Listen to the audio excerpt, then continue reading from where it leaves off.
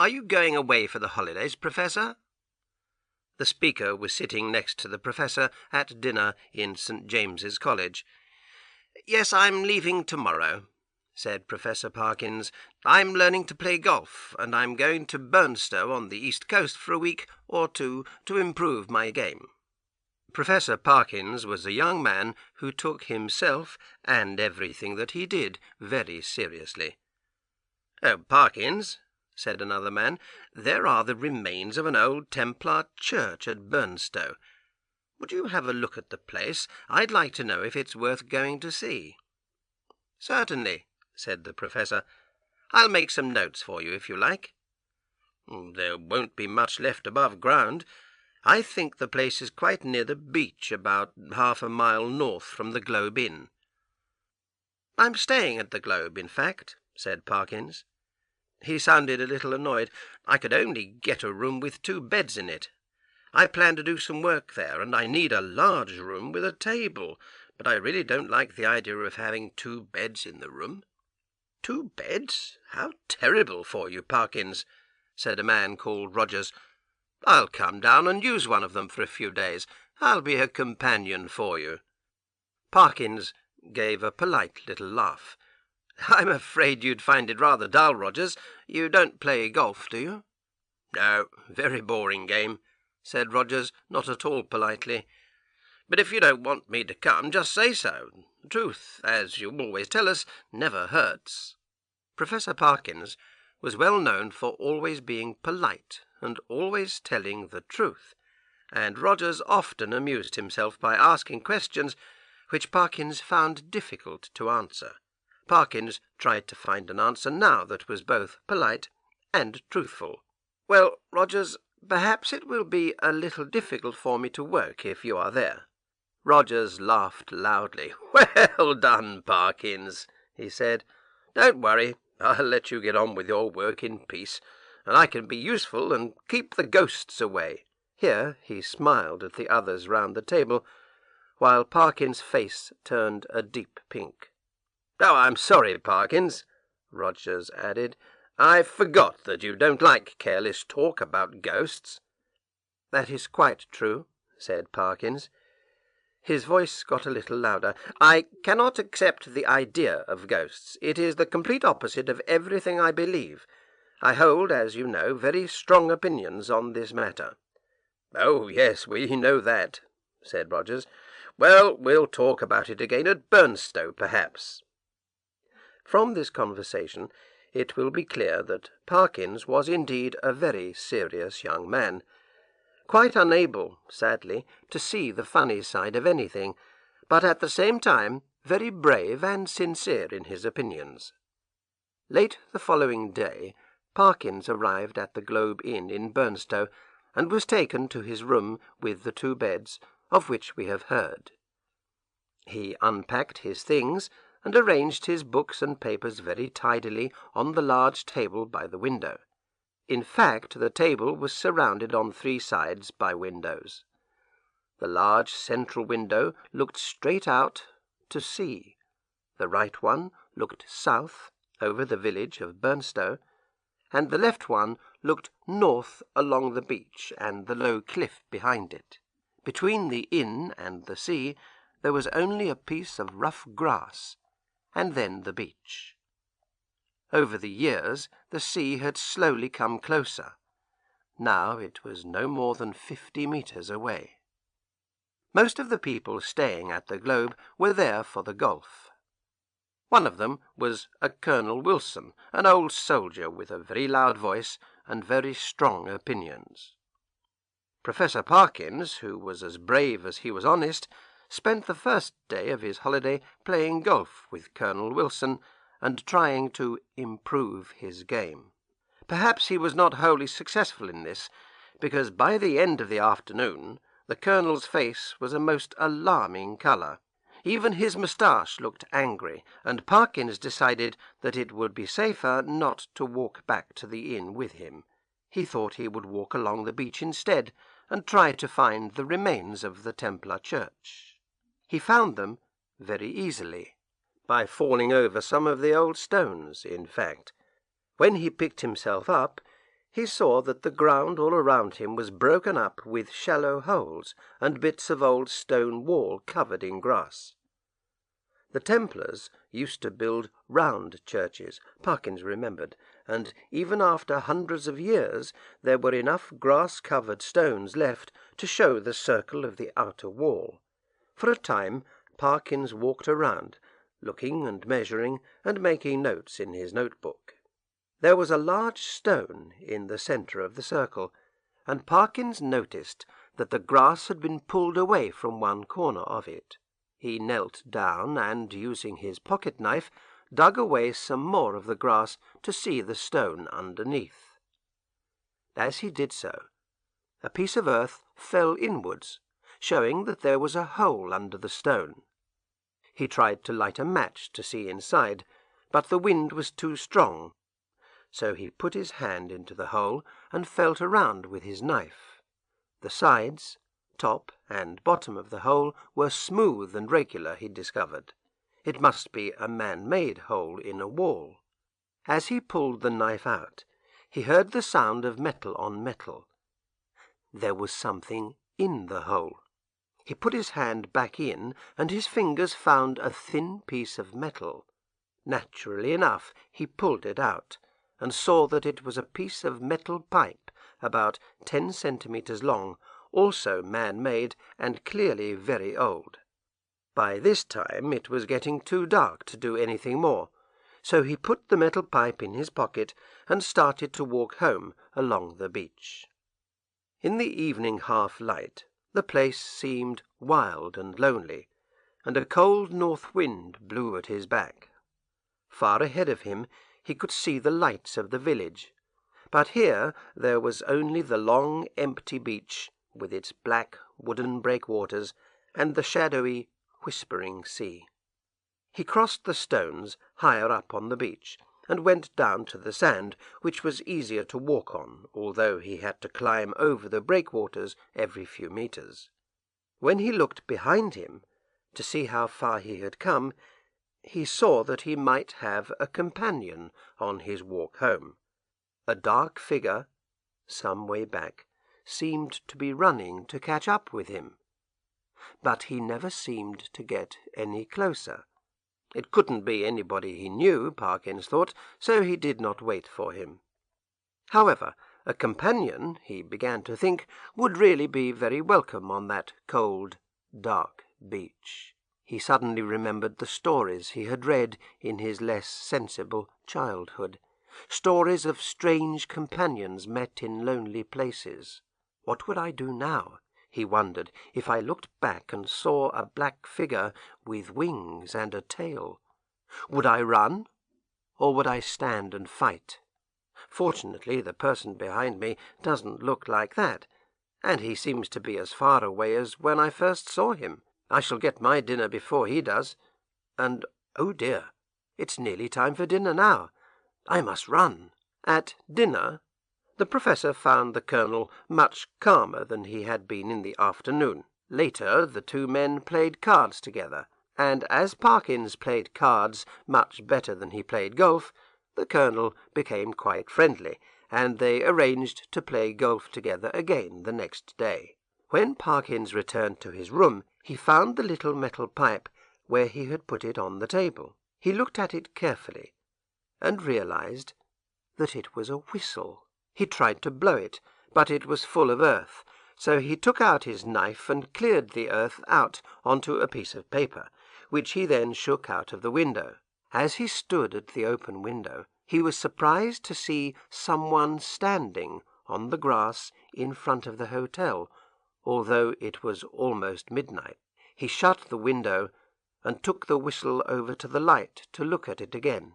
He cleaned the dirt off and found that there were letters deeply cut along the side of the whistle.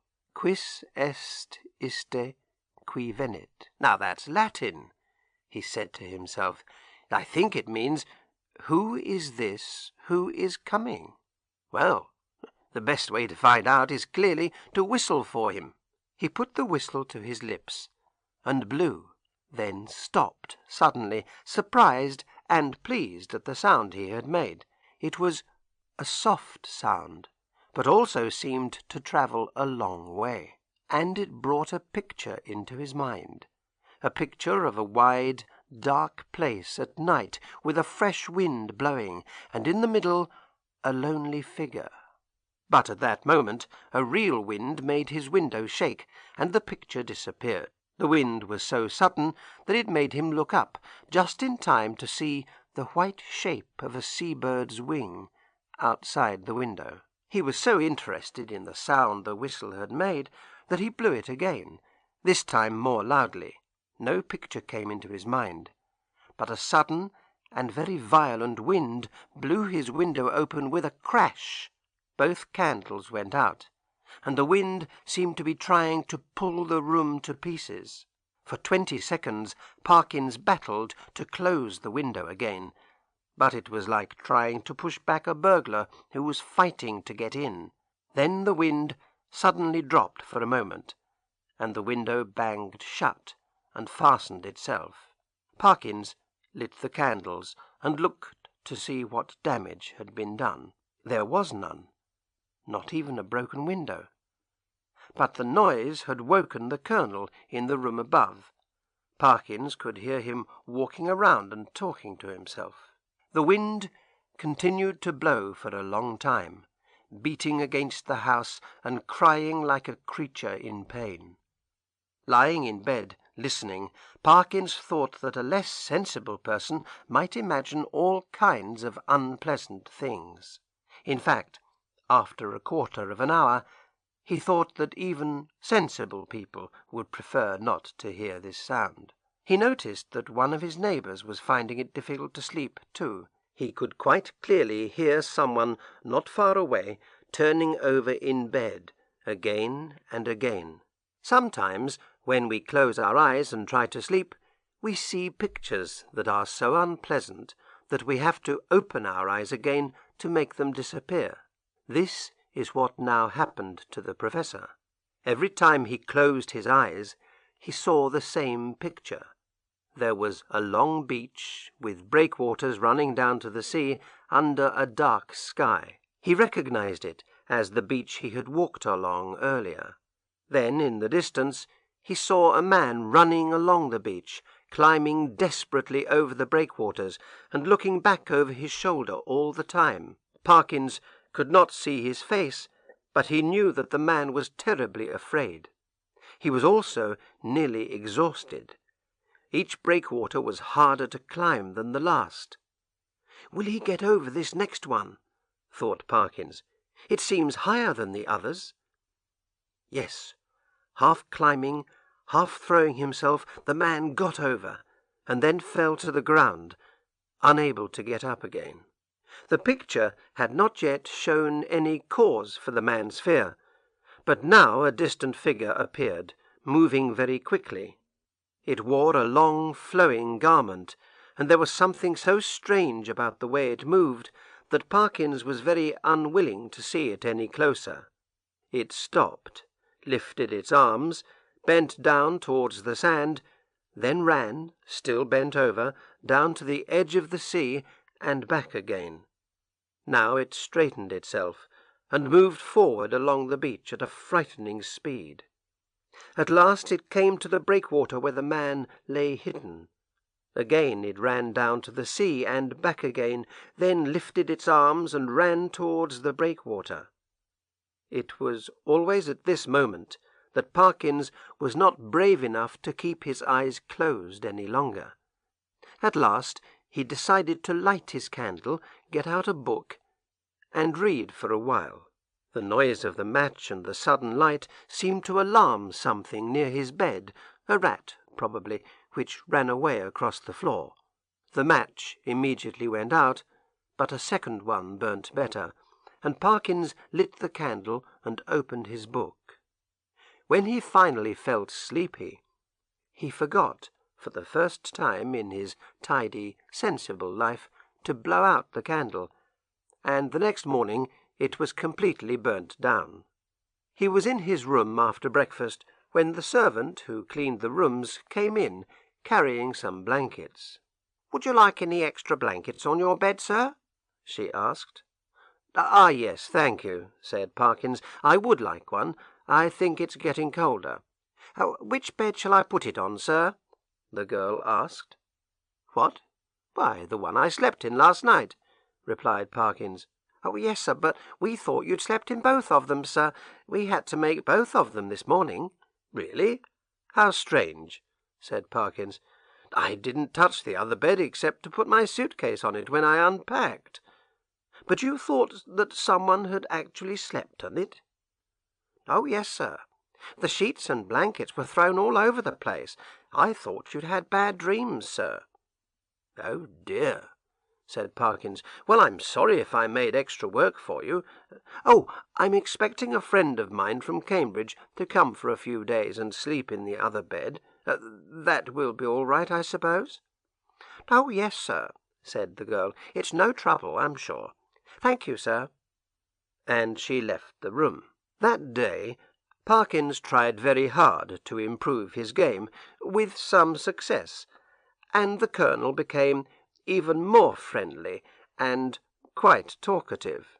"That was an extraordinary wind we had last night," he said as they were playing. "In my part of the country they would say that someone had been whistling for it." "Do they really believe in that kind of thing where you come from?" asked Parkins. "They believe in it all over the place," the Colonel replied. "And in my experience there's usually some truth in what the country people say." There was a pause in the conversation while they continued with the game. Then Parkins said, "I feel I should tell you, Colonel, that I hold very strong opinions on these matters. In fact, I don't believe at all in anything supernatural." "What?" cried the Colonel. "Do you mean to say that you don't believe in ghosts or anything of that kind?" "In nothing whatever of that kind," replied Parkins.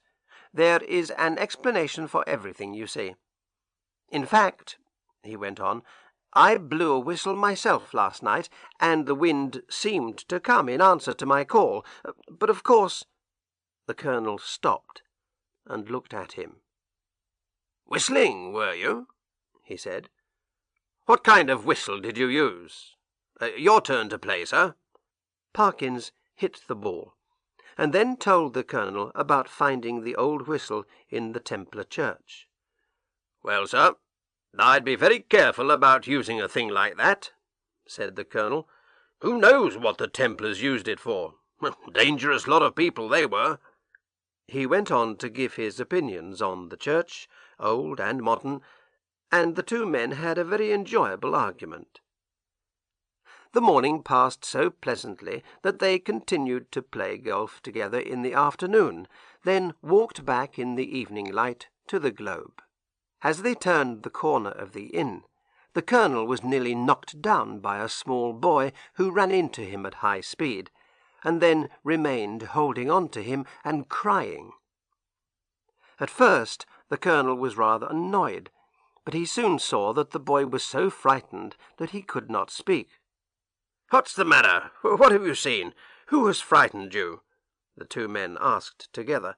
"Oh, sir, I saw it wave at me out of the window," cried the boy, "and I don't like it." "What window?" said the Colonel crossly. "Explain yourself, boy." The front window in the inn, sir, upstairs."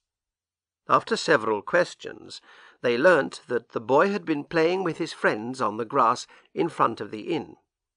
When the others had gone home for their tea, he had looked up at the big front window and had seen something waving at him. It was a figure of some kind in white. The boy couldn't see its face, but it had waved at him. There was something horrible about it, and it wasn't like a human being at all.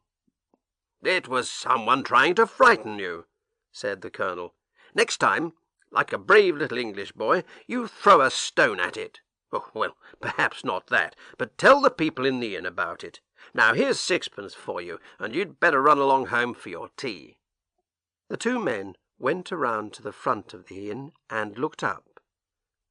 There was only one window that fitted the description they had heard. "That's very strange," said Parkins. "I remember that I locked my door when I went out this morning, and the key is still in my pocket." They went upstairs, found that the door of the room was still locked, unlocked it, and went in. "Well, everything seems perfectly all right," said Parkins, looking around. "Except your bed," said the Colonel. "That's not my bed," said Parkins, "but it certainly looks very untidy." The sheets and blankets were thrown about all over the bed. Parkins thought for a while. "Ah," he said, "I disarranged it when I was unpacking. Perhaps the girl came in to make the bed, the boy saw her at the window, and then she was called away before she could finish it."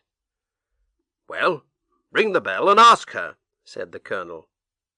When the girl came, she explained that she had made the bed in the morning, and that no one had been in the room since the Professor had left. Mr. Simpson, the manager, had the only other key. Mr. Simpson then came up and said that he had not been in the room himself and had not given the key to anyone else. Parkins checked the room carefully. Nothing was missing, and his books and papers were as he had left them. The girl made the bed again, and the two men went down to have their tea. That evening Colonel Wilson was unusually quiet and thoughtful during dinner and cards, and, as they were going up to their rooms, he said to Parkins, "You know where I am if you need me during the night." "Oh, thank you, Colonel, but I don't expect to call on you," replied Parkins. "Oh, I have that whistle I told you about. Would you like to see it?" The Colonel turned the whistle over in his hands, looking at it carefully. "What are you going to do with it?" he asked. "I'll show it to the people at Cambridge when I get back, and probably give it to the museum if it's any good." "If it were mine," said the Colonel, "I'd throw it into the sea right now. But of course you and I don't think the same way about these things. Good night." And he went off to his room. There were no curtains at the windows in the Professor's room. The previous night it had not mattered, but tonight there was a bright moon in a cloudless sky. Parkins was afraid that the moonlight might wake him up in the middle of the night, so he arranged a blanket, held up with a stick, and his umbrella, which would stop the moonlight shining onto his bed. Soon he was comfortably in bed, where he read a book for a while. Then he blew out his candle and went to sleep. An hour or so later, he was suddenly woken by a loud crash. In a moment he realized that the blanket had fallen down, and a bright moon was shining on his bed. Should he get up and put the blanket up again, or could he manage to sleep if he did not? He lay in bed for several minutes, trying to decide what to do. All at once he turned over in bed, eyes wide open, listening hard. There had been a movement in the other bed. Was it a rat? The sound came again, something moving in the blankets and making the bed shake. No rat could make a noise like that, surely. Suddenly, his heart nearly stopped beating as a figure sat up in the empty bed. Parkins jumped out of his own bed and ran towards the window to get his stick. As he did so, the thing in the other bed slid to the floor and stood with arms stretched out between Parkins and the door. Parkins stared at the creature in horror. He could not reach the door without touching it as he passed, and the thought of that touch made him feel sick. Now it began to move, bending low and feeling its way with arms that were hidden in its flowing garment. Parkins realized with horror that it could not see. It turned away from him and, in doing so, touched the bed he had just left. It bent its head low and felt all over the bed in a way that made Parkins tremble with fear. Realizing that the bed was empty, the creature moved forward into the moonlight which shone in through the window. For the first time, Parkins saw it clearly, But the only thing he could remember later was a sickeningly horrible face of crumpled cloth. The expression on that face he could not or would not describe, but it certainly drove him nearly mad with fear. But he had no time to watch it for long. With frightening speed the creature moved around the room, searching and feeling, and a corner of its flowing garment brushed across Parkin's face. He screamed in horror, and at once it jumped at him, driving him towards the window. The next moment Parkins was halfway through the window backwards, screaming again and again at the top of his voice, and the cloth face was pushed close into his own. In that final second, the Colonel kicked the door open, and was just in time to see the frightening sight at the window. When he reached the figures, only one was left. Parkins fell forward into the room in a faint, and before him on the floor lay a crumpled bedsheet. The Colonel asked no questions, but kept everyone out of the room, helped Parkins back to bed, and, with a blanket round his shoulders, spent the rest of the night in the other bed. The next morning Mr. Rogers arrived, and, to his surprise, was very warmly welcomed by the Professor. The three men discussed what to do for a long time. The Colonel, who remembered a similar experience in India, supposed that the creature, having no body of its own, had to make one out of the sheet from the bed. At the end of their talk, the Colonel left the hotel, carrying between his finger and thumb a small piece of metal, which he threw into the sea as far as a strong arm could send it. Later, he burnt the sheet in the field behind the globe. As you can imagine, Professor Parkin's opinions on some matters are now less certain than they used to be. He is also a more nervous person than he was. Even a coat hanging up on a door will alarm him, and the sight of a scarecrow in a field late on a winter afternoon has given him more than one sleepless night.